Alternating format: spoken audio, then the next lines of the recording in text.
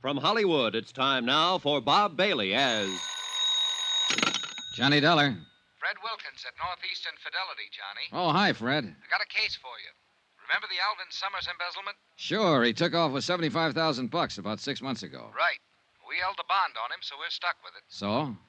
This morning, a guy called from a little town on the west coast of Mexico, Santo Tomas. It was a bad connection, but I gathered he had some information on Summers and wanted somebody to go down there and talk to him. I nominated you. Then he's expecting me, huh? What's his name? I don't know. Well, how do I contact him in Santo Tomas? I'm afraid I don't know that either. You mean I'm supposed to go looking for somebody whose name I don't even know? How come he's so coy? I don't think it's a case of being coy, Johnny. Before we could get very far into the conversation, the connection was broken off at his end. Okay, Fred, I'm on my way.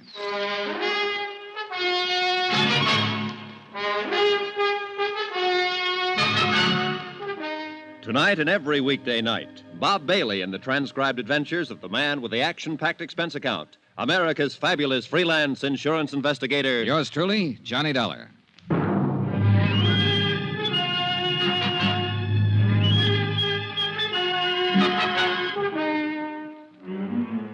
Expense account submitted by Special Investigator Johnny Dollar to the Home Office, Northeastern Fidelity and Bonding, Hartford, Connecticut. The following is an accounting of expenditures during my investigation of the Alvin Summers matter. Item 1, $220, plane, train, and boat fare to Santo Tomas, Mexico. For a town trying to be a resort, Santo Tomas shouldn't be so hard to get to. The last lap was by far the worst. A creaky, twice-a-week boat from Mazatlan. And I may be wrong, but it looked to me like the only outfit interested in making a resort out of Santo Tomas was the big new hotel up on a cliff overlooking the sea, the Playa del Mar. The rest of the town just didn't seem to care. It was a sleepy fishing village. A dilapidated pier, a long curving beach with the jungle crowding in on it, and a miscellaneous assortment of adobe shacks huddled here and there, sort of digging their feet into the ground. Even at a distance, the Playa del Mar looked too rich for my purpose, so I checked in at the other hotel. It was an old two-story job in town that I found after carefully detouring around a belligerent rooster scratching up a meal in the street outside. Once inside, I couldn't help feeling that the rooster was better off. It was small, dingy, and hot. I signed the beat-up ledger that passed for a register, and a little character wearing a ragged shirt with no collar, a big grin, and a baseball cap swooped down on me and grabbed my suitcase. Right over the stairs, senor. Okay. Are you the star of the Santo Tomas 9 or something? ¿Qué? The baseball cap. Oh, it's a first-class hotel here. I got to wear a uniform. Oh, sure. Silly of me. Which way? Follow me, senor. You come here to fish? Not exactly. My cousin has a very good boat to hire a cheap. Sorry. Oh. Well, if you're here on just a vacation, I'll be glad to show you the scenic sights for a very small fee. Hey, look, promoter, before you start making a career out of me, how about showing me my room? Okay, senor. Here. It's a very nice room, no? Oh, sure. Hey, look, can we get a little air in here? Oh, see, I turn on the overhead fan. It's better, no? No. There's a balcony out here? Oh, see, with a beautiful view of the ocean, Senor Dollar. Beautiful. The only thing I can see is the wall of that building across the alley. But if you climb up on the railing and stand in the corner and look over the roof of the building, there in the distance you'll see the... Beautiful. Look, Benito, senor. Benito, I gather that in addition to a few other assorted enterprises, you're the bellboy in this establishment. I do everything. Oh, must really be a strain. Oh, see, I'm always straining. Been in Santo Tomas long? Si, senor. Too long. Have you heard my name mentioned around town lately? Anybody asking for me? No, senor. Holy rattle. Oh, the door to the balcony. Oh, it's nothing, senor. Only the fan. What? Well, when the fan is on, the door, it blows shut. You're jumpy, senor. Huh? See, you are jumpy. Yeah, well, I'm in a good business for it, but, Tell me, did you ever hear the name Summers? Summers? Senor, in Santo Tomas is always Summers. Okay. I mean a man named Summers, Alvin Summers. Here's his picture. Take a look. Have Ever seen him before? Senor, in this heat, it's strained to use the memory. Yeah, well, you think this might make you forget the heat? Quien sabe, Senor Dollar? It might help. Here. Oh, $5 American. Gracias. Now, how about it? Si, senor. I have seen this man. Here in Santa Tomas? I think so. Where? How long ago? I don't remember, but I'll try to find out for you. Okay, Benito. That bill I gave you, I've got a few more just like it if you can locate the guy in this picture, Alvin Summers. Or if you can find anybody who's asking about me. Senor, for that kind of money, I'll not only find him, I'll bring him to you on a silver planter. Item 2 on expense account, $5 American to Benito the bellboy. Flying blind the way I was in this deal, I figured I needed all the help I could get. And who knows, Benito just might turn something. After he left, I stretched out on the rickety bed and tried to figure out a plan of operations. I had to make myself conspicuous if I wanted the man who'd called the home office to contact me. On the other hand, if Alvin Summers himself was in the vicinity, I'd have to be pretty inconspicuous to stand a chance of getting anywhere near him. Trying to do both at the same time might not be exactly easy.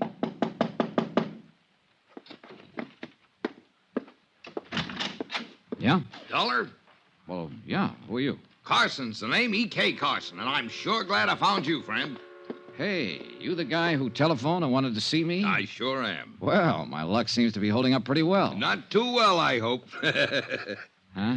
Yes, sir. As soon as I saw you check in, I phoned the desk clerk to ask who you were. I says to him, he looks like an American to me. See, I'm in room Wait a 10 minute. downstairs. Desk clerk? I thought you meant that long-distance call. Well, the reason I hope your luck's not too good, friend, I'm sure hoping to get you into a little cribbage game. Cribbage? You play, don't you? No, I'm strictly the gin rummy type. Oh, I could teach you, friend. Wouldn't take a jiffy. Sorry, I thought you were somebody else. Oh, I sure wish I could get you into a little game, friend. Gets mighty lonesome making the rounds of these small towns. Are you in business here? No, I'm a traveling man. Regional sales manager for Hold-Tight Zippers. Zippers? Down here? Sure thing. All a matter of education. As I often say, business is where you find it. Why, half the world is just waiting to be zipped up. Great thought, ain't it? Terrifying. Look, Mr. Carson, if you'll excuse What me... about that cribbage game, friend? Sorry, as I told Now, you, I'll bet if you just learned to play the game, you'd find out it was a whale of a lot of fun. I'll wait. Well, then, why don't we have us a good talk about business? Look, if you don't mind, I've got a few things to do around here, so... Sure, I know. To tell you the truth, I guess I'm just plain lonely. Daytimes aren't so bad when I'm out on the road, but nights I don't seem to be able to find anyone to talk to. Now that you're Yeah, here... well, maybe we can have a drink sometime. Say, I'd sure like that. Then maybe we can get up a little game later. Well, maybe. I ushered E.K. Carson, the cribbage king, politely but firmly out of the door. I'd figured him for the man who wanted to talk about Alvin Summers, but all he apparently had on his mind was cribbage and zippers. I ambled on downstairs into the cantina next door. I cut my way through the smoke to the bar and looked around. A few tired-looking characters at the tables, and over in one corner, a little fellow bent over a guitar, eyes closed, in a world all his own. Then I saw the girl, 3 stools down the bar from me. But when I looked up again after a drink, she was only 1 stool away. Hi. Hi. Welcome to Santa Tomas. Thanks. Really something, isn't he? That guitar player. I saw you watching him. Oh, You know, those guys give me the creeps. They start playing, and all of a sudden they're gone. Real far away. I don't think he even knows there's anybody else in here. lucky man, huh? Yeah. It's funny. A cheap, run-down bar like this. Nobody listening to him. Except us. And he's playing like he's on a cloud. Yeah. There's a flamenco singer like that up at the hotel. At night out on the terrace when she starts those wailing songs of hers. She gives me the creeps, too. Up at the hotel, the Playa del Mar? Yeah. Oh, you must be down here to see how the other half lives. You mean to see if anybody lives in this town. I sure picked me a great spot for a vacation. Pretty dull, huh? Real. At least, it has been. Oh? Say, do you know that guy over there? The American at the corner table? Yeah, the muscle man. I sure don't. You, certain? Of course I am. Why? Well, he's been staring at us. Oh. Never saw him before. Mm-mm. Of course, I've never been in here before. Maybe he's the bouncer. He sure looks like he could qualify. Well, Look, he's leaving. yeah, I guess we made him self-conscious. I guess I'd better leave, too. Where to? Gloria. Johnny. Johnny. I think I'll go back up to the hotel and change. Then what? I don't know. There's a moon tonight. Got a date? Mm-hmm. Me? Mm-hmm. When? On the terrace. Half an hour. She left, and I sat there a drink or two, thinking her over and wondering what her angle was. I was pretty sure she was interested in me for more than my manly charms. And it occurred to me that it might not be too unpleasant finding out what was on her mind. Especially if it could help me locate an embezzler named Alvin Summers. I went up to my room to change. When I got there, I found I had company. Close the door. Well, my friend from the bar I downstairs. said close the door. Okay. Why the gun? Turn around. Face the wall. Okay. Hands against the wall. Hey, look, what are you... Shut up. Well, if you're looking for my gun, it's under my left arm. Thanks. Now turn around.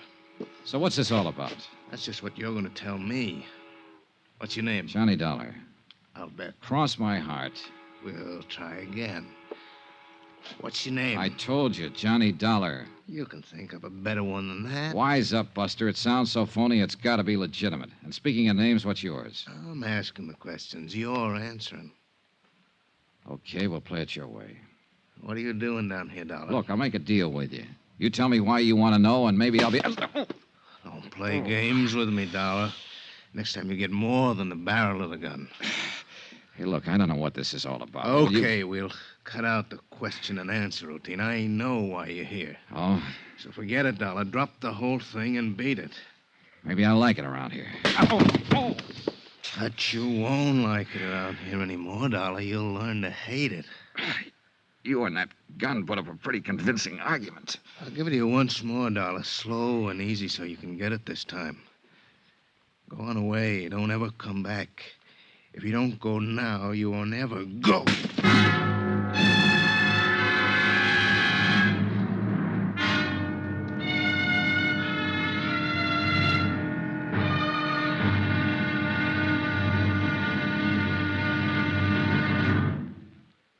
There'll be another exciting episode in the story of the Alvin Summers matter tomorrow. Tomorrow night, a threesome on a moonlit beach.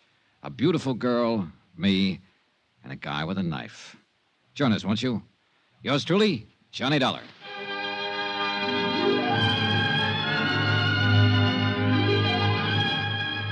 Yours truly, Johnny Dollar, starring Bob Bailey, is transcribed in Hollywood. Written by Robert Reif, it is produced and directed by Jack Johnstone.